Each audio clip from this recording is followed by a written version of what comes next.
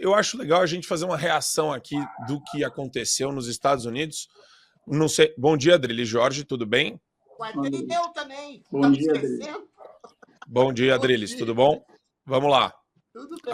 Primeira matéria, o Trump, ele se vestiu de funcionário do McDonald's e ouviu pedidos, né, que não foram só de comida. Olha que interessante. Vou colocar o vídeo aqui do que aconteceu ontem.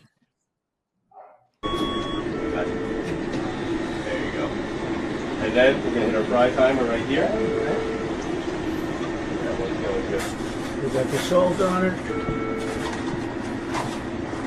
Normal situation is you have to. What a good-looking family. How did you produce those good-looking kids? Oh, they look like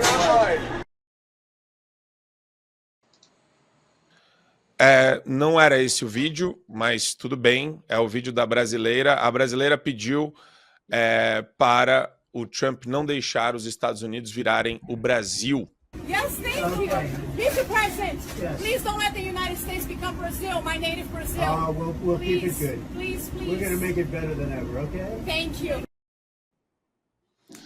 E eu queria aproveitar, PH, e jogar para você essa. Isso daqui tem várias implicações, né? Tem uma acepção semântica bem aberta. Eu queria entender com você o que ela quis dizer com isso. Acho que dá para fazer alguns tratados aqui a respeito desse momento que é muito simbólico e eu acho que tem uma ressonância importante aqui no Brasil.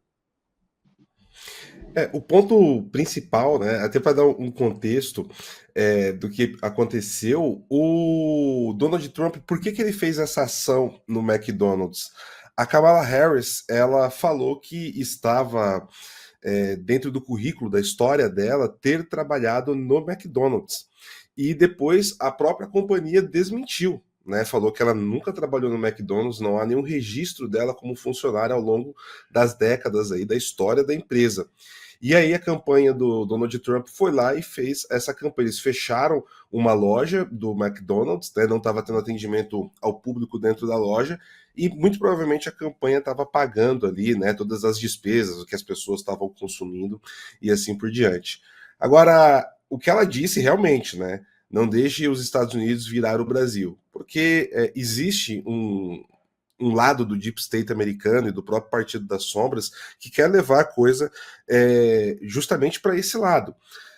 A minha dúvida é, meus amigos, se essa brasileira já foi listada, se ela já está sendo investigada por discurso antidemocrático e se já existem mecanismos aí para barrar as contas dela, enfim, ela talvez ter o passaporte apreendido ou coisas do tipo.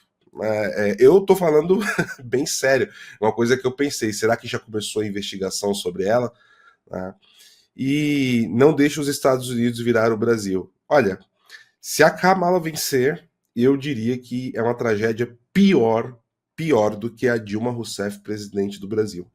Eu acho que se Kamala Harris tornar-se a presidente, sentiremos saudades de Joe Biden. E isso não é um alarmismo, né?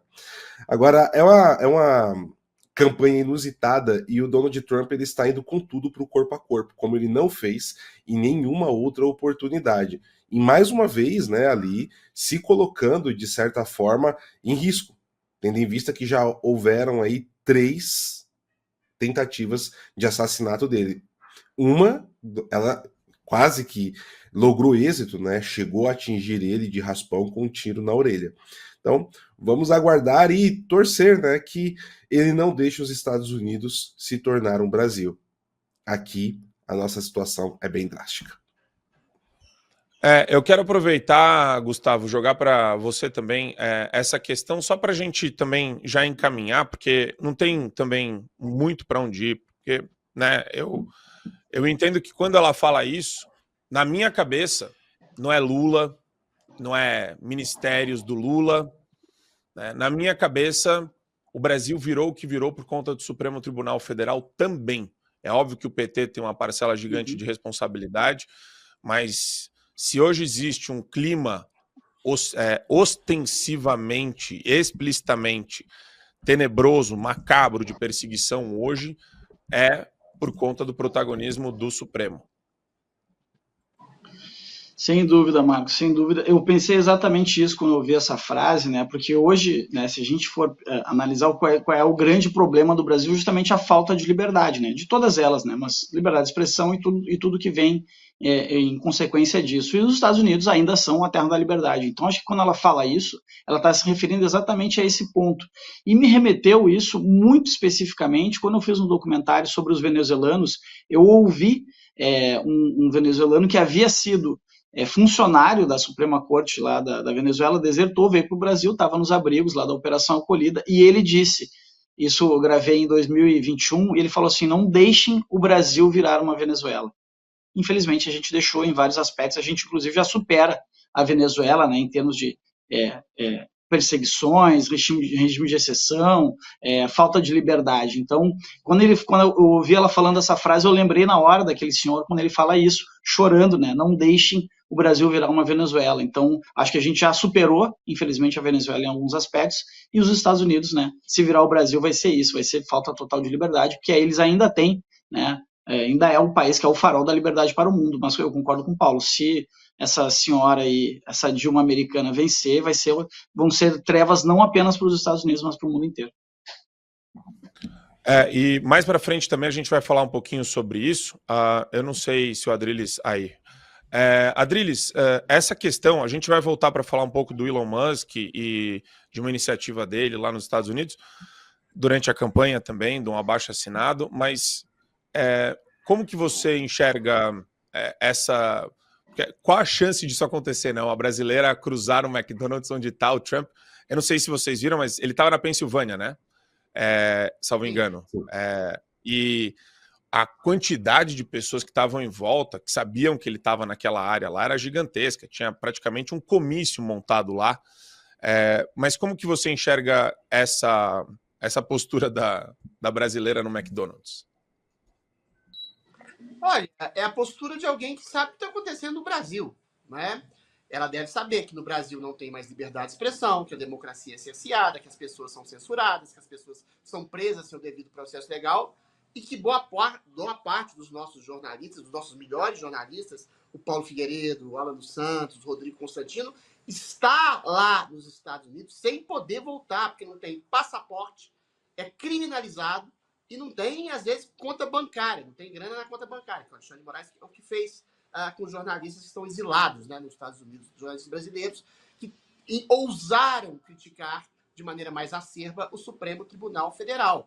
Então, quando ela diz que não deixe, presidente Trump, os Estados Unidos se tornarem o que o Brasil se tornou, é que existe, não só no Brasil, como em todo o mundo democrático ocidental, um domínio de uma esquerda pseudo-progressista e globalista que quer transformar numa espécie de ditadura global, onde existe apenas um único ponto de vista, a saber, esse pseudo-progressismo de esquerda, que vai dominar o mundo através de entidades burocráticas não eleitas, que não são estados nacionais, que eventualmente estão se transformando nas diretrizes do mundo, no foco ditatorial do mundo. E nos Estados Unidos, assim como na Inglaterra, como no Canadá, como na Alemanha, sobretudo, existe um judiciário que, em boa parte, está aparelhado, como no Brasil. Agora, o Brasil é uma fonte primária de exportação de uma ditadura ideal.